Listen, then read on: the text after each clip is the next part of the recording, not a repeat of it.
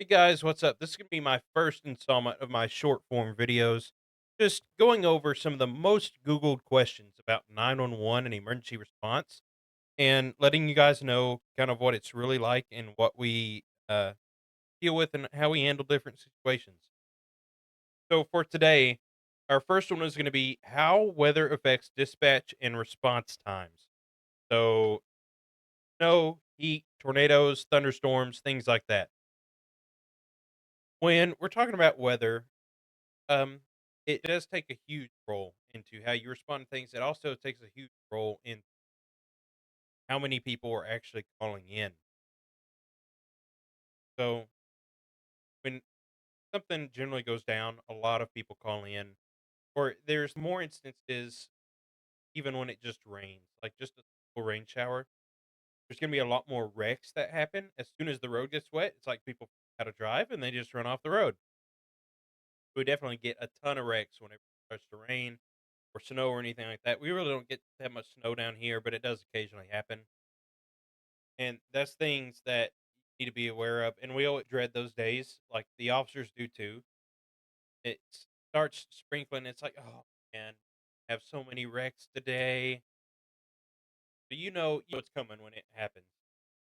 That also sometimes, depending on the severity of it, can affect response times of the responders that are coming out, whether that's police, fire, EMS, because they may be responding to other things and don't have any units available right that second. You're gonna have extended response times from that. Then you're also gonna have extended response times just like there's bad weather, right? They have to be careful as well. A lot of these cars are much heavier than your average vehicle. Police cars, not so much. Those are probably the closest. They do have a lot of extra weight on them, but it's not going to affect it as much as what an fire truck. Obviously, ambulances are oddly shaped. It's a huge box, and that's a lot of weight on the back of that truck. With fire trucks, generally, if they carry any amount of water, even just a regular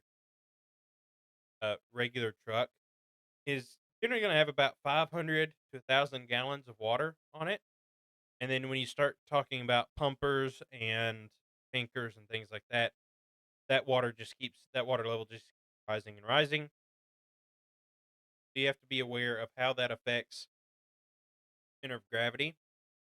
For instance, when you're driving a small brush truck, generally that's like 400 or 500 gallons of water, and that's a lot of water. And even if you're not full, sometimes it even makes it worse because you have, let's say you're at about half. Anytime you make a turn, go around a curve, that water is going to slosh tank, and it's going to tilt your truck one way or the other, or it may make you slide one way or another, especially in like rainy or ice. That's something that responders have to take into account when they're driving and when they respond to these situations. It's something they need to look out for. You don't want to become one of the people that other first responders have to respond to now. So as far as times, generally, it's not going to affect it much unless it's extremely severe. I know one year for my area, maybe an inch of snow a year, maybe that's like pushing it. Sometimes we just don't get any snow. But there's one year we had about 15 inches, which is insane for my area. You also have to realize in my area, it's not powdery snow. It's it's very wet, compacted, dense snow. And it turns into slush, which then just turns right back around into ice if it's cold enough. So that's something that can definitely hinder response times. You got to go at it a little bit slower. Generally, since we've had that happen once or twice now, we end up putting chains on the tires of most of the response vehicles just to help us out with traction and getting to the calls. So that does help out a little bit. But we still have to respond to those calls. And when weather happens, generally power outages, it's nature of the beast, right? So you're going to be getting 911 calls, anything from my power's out, nothing really we can do about it. If there's an emergency medical situation, we can send you medical help to possibly get you some supplemental oxygen until power comes back on for people that have those oxygen machines and things like that. Generally, not much we can do. If it's a situation where they have different machines or things medically necessary to them, we always suggest having a. I mean, honestly, to be prepared in those, you have someone in your life that depends on scenery for a good daily quality life, and try and make plans around that. Whether it's solar, whether it's generators, whether it's backup power, whatever you need, try and make plans for that. We have extended severe weather. We also do open up our local civic and community centers as shelters because they do have backup power. So if something like that is major, try and look up your local emergency place that you can take those people help and the power that they need. As far as severe storms and tornadoes, things that we got to look at in our area, which is something very common to our area. Lightning strikes, as far as fires, certainly hope there's no lightning strikes on people or anything like that. But lightning strikes do cause a fires, whether that's in the brush in the woods or at someone's house that has been known houses on. So those are some hazards that we look at. Doesn't really affect response times, but it does affect how much response to. A big thing is trees down that we have. On 911 for that. For the most part, we'll use our city services to help supplement us on calls like that because that does take up a lot of our reach for the other calls, such as wrecks and fires. That so for a city, usually we use our streets department will help us clear trees and things whenever they fall during storms. Out in the county, we use our county commissioner office that will help us roadway.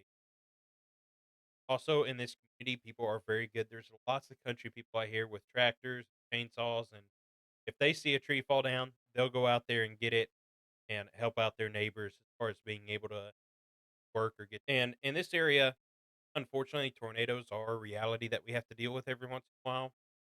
As far as ones actually touching down or having damage in our direct area, it really hasn't happened all that often. But we do have plans for that for sure. Also, at my agency, we're the one who control the tornado sirens for the city that we're in. So as soon as we get a tornado warning from National Weather Service, fire department will also warn us with they have their weather they have their department. They'll give us a call back. Hey, I think we're gonna go ahead and set off the tornado sirens. So we activate the sirens to let people know, hey, you need to take shelter. There's a tornado or rotation or something in the area. It generally freaks people out. It always does. Get an influx of calls. Is it really a tornado? Is it really a tornado? So we don't even have the opportunity to take shelter if it's a thing that we have to do because you have to get the 911 calls coming in. Of course, there's going to be people calling in asking if it's for real. And we test the sirens, or we used to test them like once a month. And we tried to always pick a day that it wasn't going to be raining. It was going to be clear. It was always like on, I think it was either Tuesday or Thursday, like that specific day.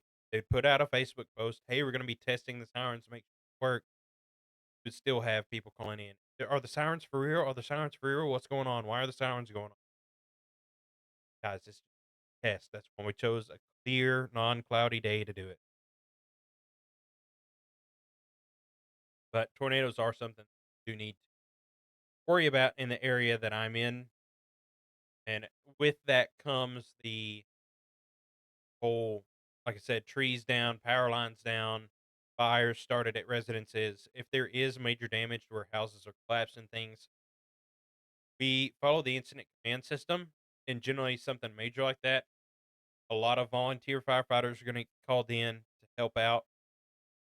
We're going to have, if it were me working, especially if it's by myself, it happens to be in those hours where I'm by myself. I would call in another dispatcher. I would inform the lieutenant of what we got going on, as well as the shift supervisor for police. Like, hey, you know, don't do too many police things because we're going to be working on this. And so fire command would generally set up a command post, or we would even go to our emergency operations center as a dispatcher and dispatch from that location. And we would coordinate everything we need together. You're going to have searches, you're going to have people coming through. If it's major enough, like major wildfire things, generally you're also going to have people called in for different shifts during that week. We also have the opportunity to be deployed to major wildfires, especially our fire department, part of a program in the state of Texas that gets deployed out to major wildfires within the state. Dispatcher, you can also sign up for a program where you provide relief to dispatchers in affected areas. Like I said, if I'm by myself, I'm going to call someone else. That's taking up two people for an entire shift now. That other person's shift is going to need to be covered because they're helping me cover. And so it provides dispatchers even an opportunity to go home and rest in between search and rescue efforts and everything being called in on the radio and entered into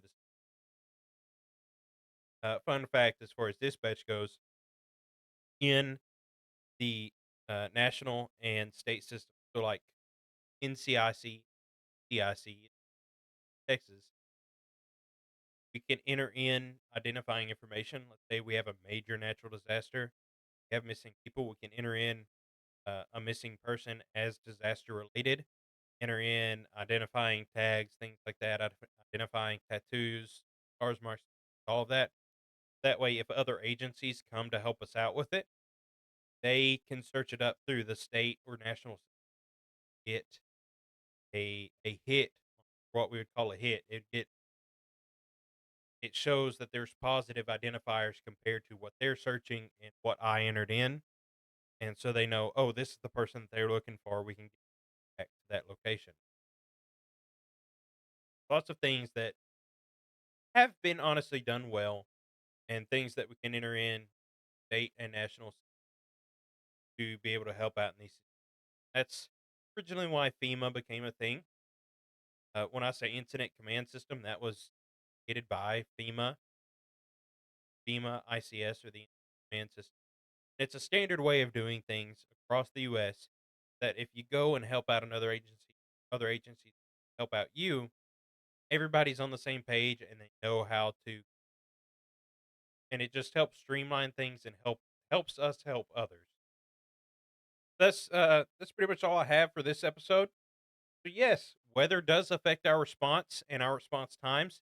It just slightly adjusts how we respond to things, and it slightly adjusts how busy we are depending on how many calls we're taking or different things. Stay safe out there. Always pay attention to your surroundings. See you next time.